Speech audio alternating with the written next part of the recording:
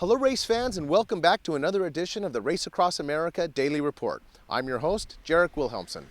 Today we are coming to you from between time stations 50 and 51 in historic Gettysburg, Pennsylvania. Well, the race has a new champion. 29-year-old Christoph Strasser of Switzerland crossed the finish line just a little after 12:30 a.m. race time in Annapolis, Maryland in just 8 days, 8 hours, and 6 minutes. Congratulations, Christoph. Now, Christoph wasn't the only finisher. We had teams crossing the finish line throughout the evening. Let's check in with our Media One journalist, Andrew Otto, to hear all about it. Hey RAAM fans, I'm at the 2011 Race Across America finish line in Annapolis, Maryland, where almost at the stroke of midnight this morning, Christoph Strasser arrived. Christoph Strasser managed to eke out the third fastest speed in all of RAAM history, and that is a major accomplishment. For most cyclists, the accomplishment is only part of actually being here at the finish line. It's also an opportunity to share time with loved ones, friends, and family after just completing the toughest bicycle race on Earth. It took Christoph Strasser 8 days, 8 hours, and 6 minutes to cross the finish line in Annapolis after leaving Oceanside on June 14th. The ultra cyclist and his crew celebrated the accomplishment.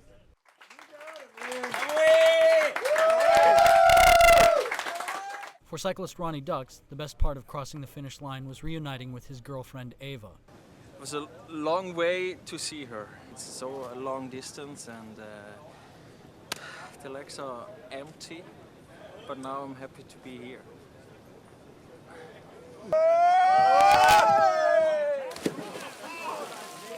Dux was a rider for the four-man cycling team Netto Shop in Switzerland.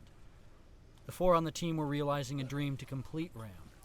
Their celebration required a swim. Welcome to Annapolis, guys. 5 days, 18 hours, 19 minutes. Woo! 8-man team Viasat rider Eric Cross's wife and 6 kids drove to Annapolis from Georgia Friday morning to see him finish. So I was really looking forward to seeing the whole family. They got in the car at 1 o'clock this morning to drive here a little bit ahead of schedule because we came in faster than what the original predictions said we would do. So. Like Viasat, Mark Pattinson had defied predictions, finishing second in the men's solo around 5:30 p.m. Friday. He fought his way up from 5th place, battling as late in the race as Pennsylvania with Marco Bello. He wanted his daughter Olivia with him at the finish line. Now, although we have our first place finisher, the race is not over yet. We still have cyclists out on the road making their way east. Many are about to approach the last major obstacle of the race, the hills of West Virginia and Maryland. Let's check in with our Media 2 video journalist, Allison Otto, who gives us a report on this region. Hello from Clarksburg, West Virginia, the heart of the Appalachians and the start of some of the most difficult climbing in the Race Across America. Several of the racers have started to come through here and will continue to do so throughout the evening. Many of them were held up yesterday outside Bloomington, Indiana due to a road blockage. Joshua Kench was one of the few racers to make it through prior to the blockage. You're not following what's happening behind you, you're only concentrating 12 metres in front of you basically. Yeah. So no, that is bad luck for the others, I suppose. How's Joshua been doing? Yeah, he had a bad moment this morning. It took 2 hours to get him back onto the bike. He had one of those times where he just wanted to get off the bike, throw the bike around and take his gloves off, etc, etc. But now he snapped out of it pretty quick and he's back into it now, which is good. Phew. Many of the racers seem to be in good spirits this morning. Hey, how's it going? Oh, wonderful. Feeling strong? Yeah, strong enough to make it home. Yeah, I'm great. I'm feeling good. Looking forward to the finish. We'll try and keep it going out to the finish. All the way to the finish, no yeah, more rest? Why not? I might try that, yeah. Get up that field, life's too short. I'll only look back with regrets otherwise. I'm going to drive it on right to the finish. I'm feeling good, feeling strong. We checked in with a couple racers to see how they plan to approach the Appalachians. They are challenging. I think probably the most difficult part of the course. But having said that, it's like Wolf Creek.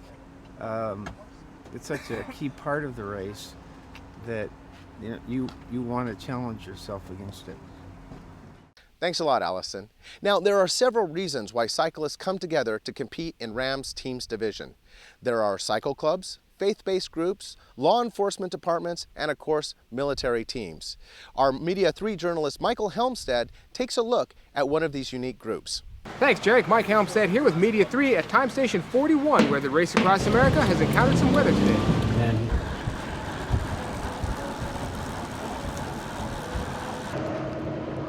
I spent some time with Team Red, White, and Blue, a group of mostly military veterans who are no strangers to overcoming adversity. Sam Silla, Team Red, White, and Blue. My name is Mike Gore. Will Reynolds. My name is Jim Corley, and I'm with Team Red, White, and Blue. Team Red, White, and Blue was established to support and empower men and women who served our country honorably. It's a foundation that partners returning veterans with kind of an advocate from just civilian life. The mission of the organization is to enrich the lives of veterans, specifically wounded veterans.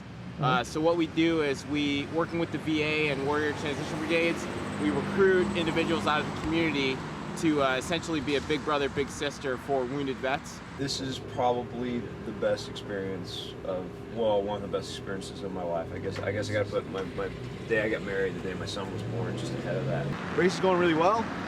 It's been a long, wearing week. You know, we're attacking it a chunk at a time, but as a team, we're attacking it and moving forward.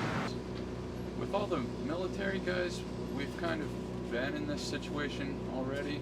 You know, the whole lack of sleep, being in close spaces with people who haven't showered for weeks on end. There is a definite mix of old military veterans such as myself, the Major's Jackie, and the other people you've spoken to, and you also have the civilians, most of whom are either in college or just graduated. Makes it for a very interesting group dynamic. I served with the 1st Cav in the Fighting 69th out of New York City.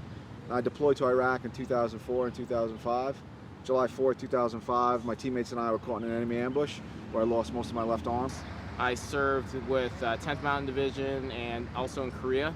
It's really inspiring to see these guys out here doing what they're doing. These guys have a really strong connection that definitely pulls through in their teamwork. Anybody who wants to get on a pedal bike and go from coast to coast is going to be a cool guy to chat with, let alone spend 10 days in a tiny little RV with.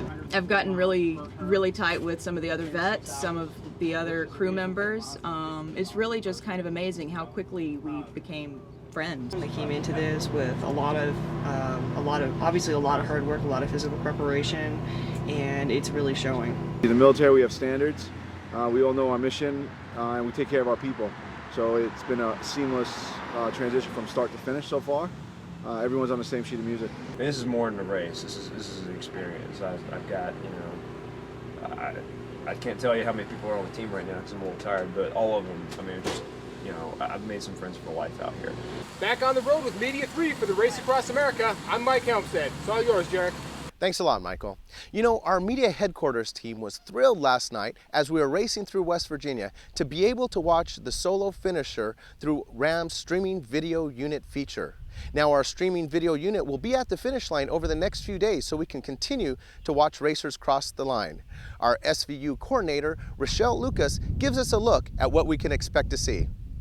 Hey RAM fans, Rochelle here with the streaming video team, and we are in Annapolis. We arrived last night at 9 p.m. and have been here ever since. We actually watched the sunrise this morning over Chesapeake Bay. We are going to be here all day tomorrow, again providing you live streaming coverage of the teams as they come in. Thanks a lot, Rochelle. So stay tuned and keep checking into the RAAM website over the next few days at www.raceacrossamerica.org to see your favorite cyclists cross the finish line. And in the meantime, we'll see you out there on the Race Across America.